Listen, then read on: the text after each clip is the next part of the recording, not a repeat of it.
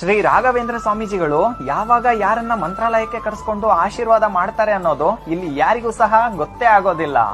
ಯಾರೆಲ್ಲ ಇವತ್ತು ಮಂತ್ರಾಲಯ ಅನ್ನುವಂತ ಪುಣ್ಯಕ್ಷೇತ್ರಕ್ಕೆ ಬಂದಿದ್ದೀರೋ, ನಿಮ್ಮ ಎಲ್ಲಾ ಕಷ್ಟಗಳನ್ನ, ನಿಮ್ಮ ಮನಸ್ಸಲ್ಲಿರುವಂತ ನೋವುಗಳನ್ನ ರಾಯರ ಪಾದಕ್ಕೆ ಇಟ್ಟು ಸ್ವಾಮಿ ನೀವೇ ಗತಿ ಅಂತ ಕೇಳ್ಕೊಂಬಿಡಿ ರಾಯರ ಹತ್ರ.